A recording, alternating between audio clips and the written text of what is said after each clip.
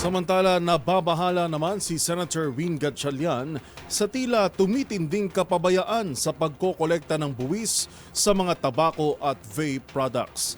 Git ng senador, itinaas nga ang ipinataw na buwis dito pero sa halip na makolekta ng gobyerno ay dumami lang lalo ang bumibili nito. Magbabalita si Raymond Dadpaas.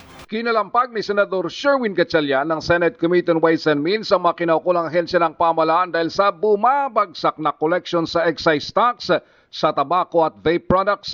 Ayon kay Gatchalian, nakababahala na tumataas ang bilang ng mga naninigarilyo, ngunit bumababa naman ang nakukolektang buwis ng pamahalaan mula dito. Kinabibilangan ito ng Department of Finance, Department of Trade and Industry, Department of Health, Bureau of Customs, Bureau of Internal Revenue at iba pa ang kinaukulang ahensya ng pamahalaan. Dahil kung dati ay win-win ang sitwasyon dahil bumabang bilang ng mga ninigarilyo habang tumataas ang nasisingil na buwis, ngayon ay lose-lose situation dahil kabaligtaran na ang nangyayari. Binanggit ng senador na pati sa Quiapo, Maynila ay laganap ang bentahan ng smuggled na sigarilyo at vape products na nasa pusod ng lungsod at hindi kalayuan sa Senado. Maliban pa sa talamak na bentahan ng mga smuggled na sigarilyo at vape products sa iba't ibang mga social media platforms gaya ng Facebook.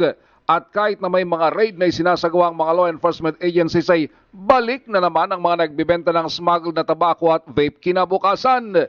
Babala ni Gatchalian, aabuti ng 70 billion pesos ang mawawala sa kita ng gobyerno mula sa hindi makukolektang buwis mula sa benta ng mga smuggled na tabako at vape products.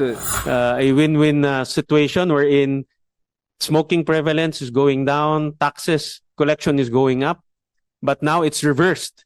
We're now in a lose-lose situation because smoking prevalence is going up, tax collection is going down.